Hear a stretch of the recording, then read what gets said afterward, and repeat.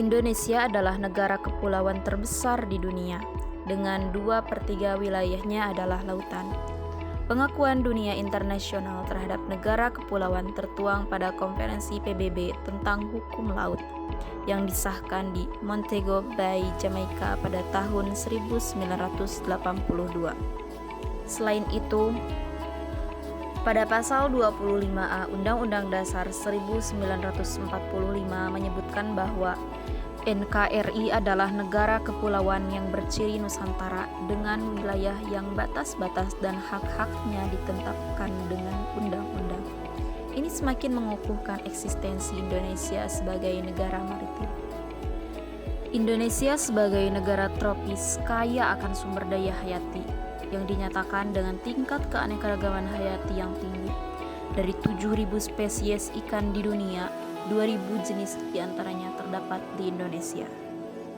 Oleh sebab itu, tidak sedikit masyarakat Indonesia yang berada di sekitar pesisir laut memanfaatkan kekayaan tersebut. Namun, yang sangat disayangkan, banyak pihak-pihak yang tidak bertanggung jawab merusak keindahan serta kekayaan pesisir laut Indonesia. Memang munculnya permasalahan-permasalahan yang terjadi di sekitar pesisir pantai Indonesia itu tidak hanya disebabkan oleh manusia saja, akan tetapi sebagian besar terjadi akibat ulah manusia yang tidak bertanggung jawab. Mulai dari permasalahan sampah yang berserakan di mana-mana, penangkapan ikan secara berlebihan, kerusakan ekosistem terumbu karang, abrasi, dan lain-lain. Untuk saat ini di beberapa wilayah pesisir pantai Indonesia, abrasi adalah permasalahan utama dan sangat perlu untuk diperhatikan. Halo, putus. Halo, saudara dalam orang. Putus jembatan. Awas ya, jangan putus jembatan. Ada banyak. Putus jembatan. Habis. Abrasi merupakan suatu peristiwa alam yang terjadi di daerah pesisir ataupun di daerah pantai yang diakibatkan oleh adanya aktivitas hidrodinamika air laut itu sendiri, yang sebagaimana kita kenali sebagai gelombang air laut atau ombak. Nah, adanya abrasi ini dapat mengancam eksistensi dari terestrial atau daratan, yang mana abrasi dapat mengakibatkan suatu pengikisan dari daratan sehingga daratan tersebut dapat menghilang dalam waktu yang lambat, namun secara masif atau aktif. Nah, abrasi ini dapat dicegah dengan cara yang paling umum, yaitu dengan pengadaan kawasan hutan mangrove dan juga menjaga taman laut itu sendiri. Nah, taman laut atau yang sebagaimana kita kenali sebagai terumbu karang dapat meminimalisir dari adanya aktivitas hidrodinamika air laut itu sendiri, dan juga kawasan hutan mangrove dapat memfiltrasi kadar yang terlarut pada air laut sehingga menciptakan sedimentitas yang akan menciptakan suatu daratan yang baru, sehingga abrasi dapat dicegah dan kita dapat menjaga lingkungan atau ekosistem daratan atau terestrial.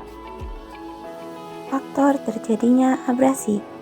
Yang pertama yaitu faktor alam.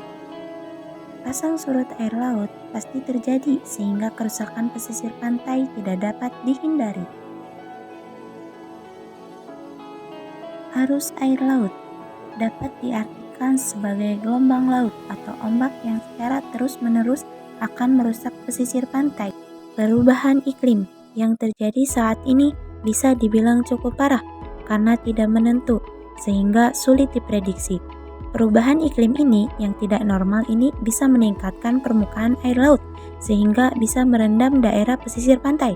Pesisir pantai yang tadinya luas semakin lama akan semakin kecil karena adanya abrasi. Penurunan permukaan tanah. Pengambilan air tanah secara berlebihan untuk keperluan air minum maupun untuk pemenuhan kebutuhan air dapat menyebabkan turunnya permukaan tanah. Penurunan permukaan tanah mengakibatkan penggenangan dan pada akhirnya akan meningkatkan risiko erosi dan abrasi pantai. Faktor-faktor terjadinya abrasi karena ulah manusia atau faktor manusia. Selain penyebab alami, manusia juga sering memiliki pengaruh terhadap abrasi pesisir. Aktivitas atau kegiatan yang dilakukan manusia menjadi penyebab terjadinya abrasi, seperti kegiatan eksploitasi secara berlebihan terhadap ekosistem di laut seperti terumbu karang, ikan, serta makhluk hidup lainnya. Ketidakseimbangan tersebut akan membuat gelombang laut lebih mudah mengarah menuju pesisir pantai sehingga mudah terjadi abrasi. Aktivitas yang paling berdampak yaitu kegiatan penambangan pasir. Kegiatan penambangan pasir apabila dilakukan secara berlebihan akan berdampak pada pesisir laut. Pasir laut yang terkuras. Kondisi tersebut dapat berpengaruh terhadap kecepatan serta arah dari air laut yang secara langsung akan menuju kawasan pantai. Air laut akan lebih mudah menuju pasir pantai apabila tidak terdapat pasir, sehingga abrasi akan semakin mudah terjadi. Kegiatan manusia lainnya yang juga secara tidak langsung menjadi penyebab abrasi yaitu pendirian pabrik industri, kendaraan bermotor, peningkatan pemukiman hingga kerusakan hutan mangrove yang menjadi penyebab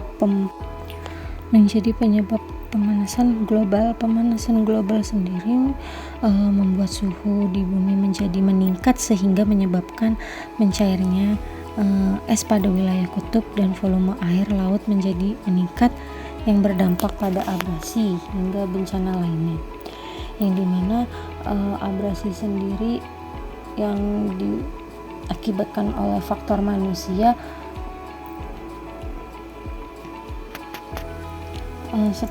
dapat dibagi seperti rusaknya terumbu karang, penambangan pasir, pembuatan bangunan yang menjorok ke arah laut, pembukaan tambak yang tidak memperhitungkan keadaan dan kondisi dan lokasi gitu.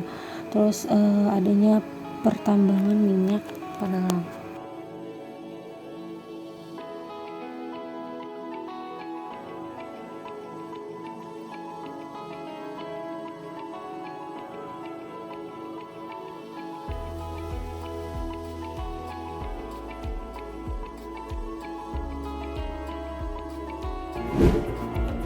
Dampak abrasi.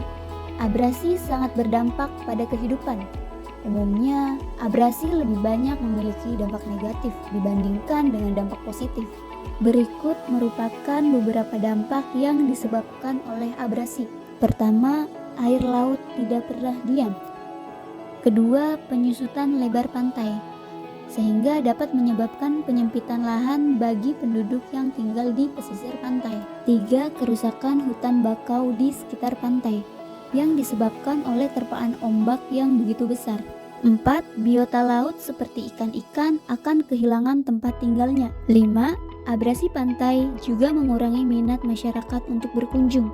Nah, hal tersebut dapat mengakibatkan perekonomian masyarakat pesisir pantai menurun, bahkan menghilang. 6. Pemukiman penduduk yang berada di area pantai perlahan juga akan menghilang. Hutan mangrove memiliki akar yang efisien dalam melindungi tanah di wilayah pesisir, sehingga dapat menjadi pelindung pengikisan tanah akibat air. Hutan mangrove biasanya dipenuhi akar pohon bakau dan berlumpur. Akar tersebut dapat mempercepat penguraian limbah organik yang terbawa ke wilayah pantai. Selain pengurai limbah organik, hutan mangrove juga dapat membantu mempercepat proses penguraian bahan kimia yang mencemari laut seperti minyak dan deterjen. Terkadang, dengan adanya kawasan mangrove ini bisa berperan dalam pembentukan pulau dan menstabilkan daerah pesisir. Hutan mangrove seringkali dikatakan pembentuk daratan, karena endapan dan tanah yang ditahannya menumbuhkan perkembangan garis pantai dari waktu ke waktu. Pertumbuhan mangrove memperluas batas pantai dan memberikan kesempatan bagi tumbuhan terestrial hidup dan berkembang di wilayah daratan. Meningkatkan pemeliharaan terumbu karang bisa menjadi salah satu cara untuk mencegah terjadinya abrasi. Hal ini dikarenakan terumbu karang yang semakin terawat dan semakin banyak akan mengurangi kekuatan gelombang air laut. Nah, terumbu karang dapat meredam energi gelombang laut, mengurangi kekuatan gelombang yang mencapai pantai.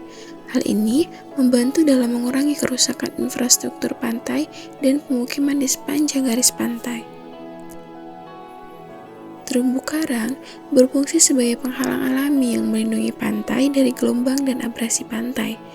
Struktur kompleks terumbu karang dapat memperkuat pantai dan menyerap energi gelombang laut dan mengurangi erosi pantai.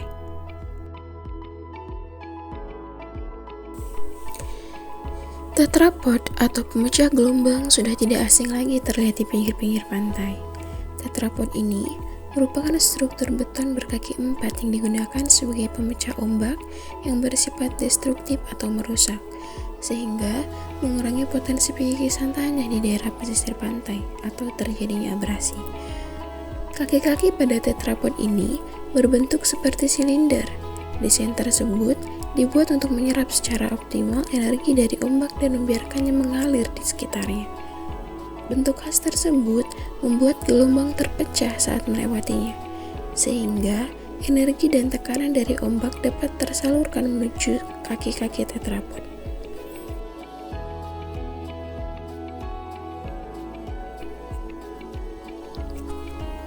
Menebang pasir bisa menjadi salah satu penyebab abrasi. Oleh karena itu, perlu dibuat larangan menambang pasir. Dengan adanya larangan ini, maka pasir-pasir pantai akan terus ada dan tidak mudah habis. Sehingga, abrasi atau pengikisan pantai pun dapat dicegah atau diminimalisir.